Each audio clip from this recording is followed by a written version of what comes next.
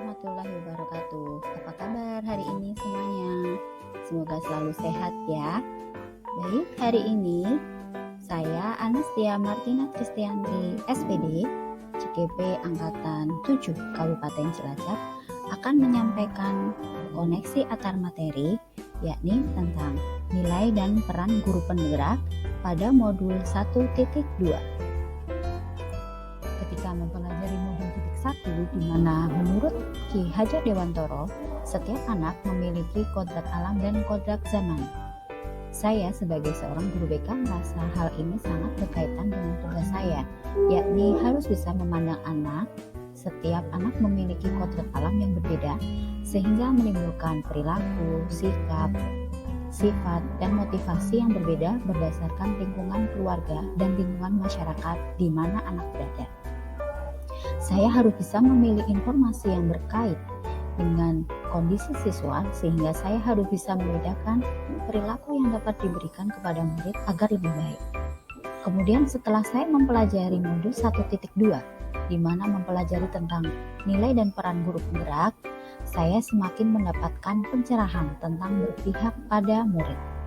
Hal ini tentu saja sesuai dengan layanan konseling, di mana kita harus selalu memahami kebutuhan, potensi, minat, dan bakat murid. Namun, kita juga tidak bisa sendiri. Kita juga harus berkolaborasi dengan teman sejawat, guru mapel, dan wali kelas. Keterkaitan antara modul 1.1 dan 1.2 yang saya pahami adalah harus berfokus pada murid dan berusaha menggali potensi-potensi murid yang masih terpendam, seperti teori gunung es.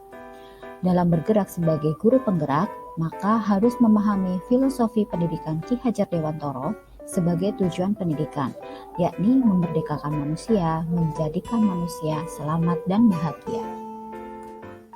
Ketika saya mempelajari modul 1.1 dan modul 1.2, saya merasa sangat tercerahkan sebagai guru BK. Karena semakin saya mempelajari modul ini, saya semakin mantap dalam memberikan layanan konseling pada siswa. Sebelum saya mempelajari tentang filosofi KHD serta nilai dan peran guru penggerak, saya merasa anak adalah kertas putih kosong dan kita yang mengisinya serta memperlakukannya sama. Namun setelah mempelajari modul 1.1 dan 1.2, maka persepsi saya berubah. Anak adalah individu yang unik, sehingga kita harus memperlakukannya pun berbeda-beda sesuai dengan kondisi anak, dan kita sebagai guru harus bisa menggali potensinya.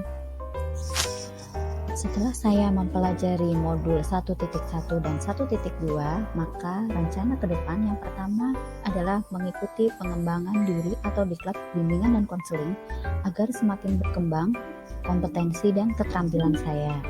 Yang kedua, kolaborasi bersama rekan sejawat dalam hal inovasi dan pengembangan diri masing-masing. Ketiga, selalu melakukan refleksi setelah melakukan layanan konseling.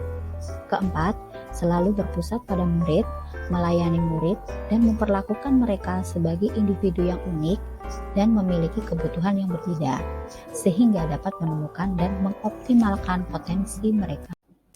Berikut adalah dokumentasi kegiatan saya yang sesuai dengan nilai dan peran guru penggerak.